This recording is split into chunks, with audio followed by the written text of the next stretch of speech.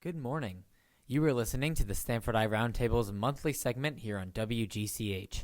I am Andrew Patashnik, and I am right here on the second Thursday of every single month, helping you get a glimpse inside the walls of Stanford High School. We start today's show with some news about Stanford High's Drama Club's most recent show. Tomorrow and Saturday, March 13th and 14th, the Strawberry Hill Players will be in Ellington, Connecticut to compete at the 2020 Connecticut Drama Association Festival. There, the Thespians will be presenting the play The Bald Soprano by Eugene Ionesco to an audience of 10 other participating schools, a board of adjudicators, and family and friends. To prepare for this competition, the club put on a free preview of the play last Saturday, March 7th. The 45-minute play was followed by a talkback with the cast and crew. Our junior reporter, Abby Gutman, spoke with the student director, which happens to be me, and a cast member at this event. Hi, I'm Abby Gutman, and I'm here with Andrew Patashnik. So, Andrew, can you tell me a little about CDA? Sure. Well, CDA, aka the Connecticut Drama Association, is a statewide drama association that hosts a festival every single year where a bunch of schools, this year it's 11 schools, travel from their city and put on a 45-minute play for the other schools, and then they're judged by professional theater adjudicators. And they also host a monologue competition in the fall, which we also travel to. Okay, I play Mrs. Martin. She is the wife of Mr. Martin, and we're the friends of Mr. and Mrs. Smith. Mrs. Martin, she's a people pleaser. She really wants everyone to like her, but she's kind of mean. She really doesn't like the maid. She likes the fire chief. She wants to please everyone. She wants to be the center of attention. She's like late 30s. She has her hair done like this. That's basically my character. There's not much to her. She's kind of she's very shallow, not a lot of depth. She's very sad, but she puts on this fake sort of persona. So, as I said, this show is The Bald Soprano. It's written by Eugene Ionesco, who is a French playwright. It was written in the late 1940s. It was his first play ever written, ever published. And it actually currently holds the record for the longest play running in one theater at one time. So it's still running in France now. It's been running since the 40s, and it's the world record for that. It's an absurdist play, meaning that it's a comedy, but it's not your typical comedy. The script actually calls it an anti-play because it doesn't really follow the typical plot and character development that you would see in a normal play.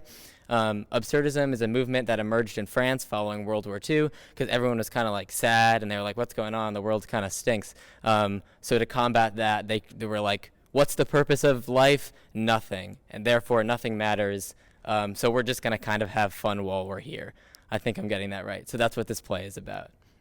Well, I wish you the best of luck next weekend. Thank you. Thanks, Abby. We now take a 180 to the other side of the school for our monthly Black Knight sports update.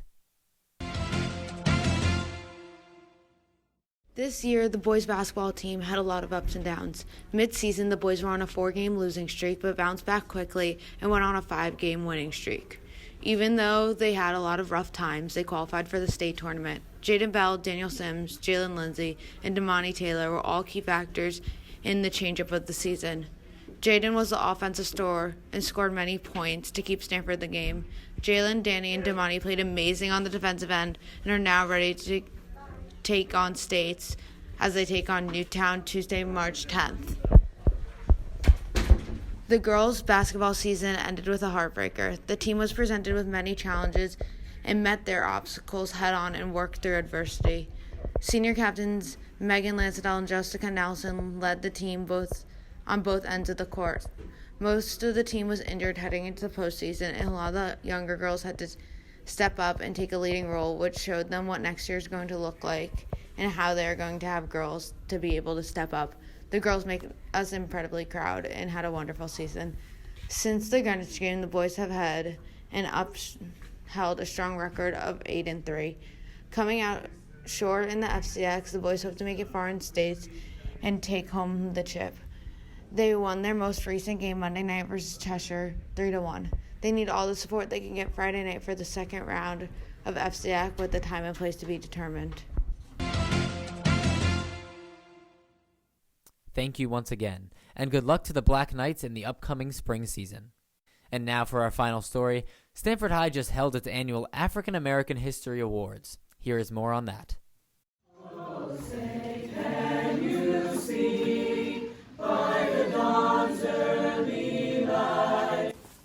On February 27, 2020, Stanford High School held their annual African American Awards Assembly, hosted by Jim Moriarty, where selected African Americans were honored for their outstanding achievements within the Stanford community.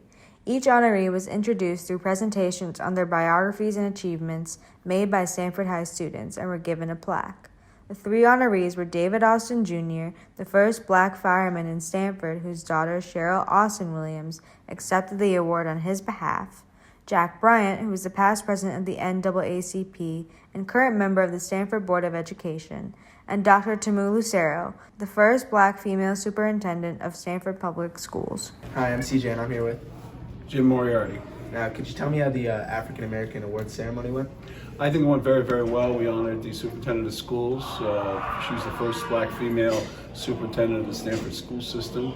We honored the first black fireman of the city of Stanford, and a man by the name of David Austin, who our auditorium was named after in 1981. And we honored Jack Bryant, who was past president 10 years of the local chapter of the NAACP. We read their biographies, the kids did it, the kids did a PowerPoint presentation. They did a very good job of bringing these people from outside of the community into Stanford High School, and it went very, very well. Now, how long have you been organizing it? Since the early 1990s. It came from the kids who came to class one day and said that they were tired of seeing people of color depicted in the news in a negative light. And I said to them, well, we can do something. There's a lot of people out there in positions of leadership and doing very, very well that the media never talks about. So we started honoring people, and you can see if you look at this plaque right here, over the years we've honored a lot of different people. We're putting three more of the people that we honored last week on the plaque, along with this, which came out of this wall here, came out of my class as well. It's the African American History mural. So we're very proud of that, and we're very proud of doing that during Black History Month, which I think is an extremely important part of learning here at Stanford High School. And that is all we have for you today. Be sure to go to shsroundtable.com and follow us on Instagram, Twitter, and Facebook at SHS Roundtable for more Stanford High news. For the Stanford High Roundtable, I am Andrew Patashnik. Thanks for listening and have a wonderful day.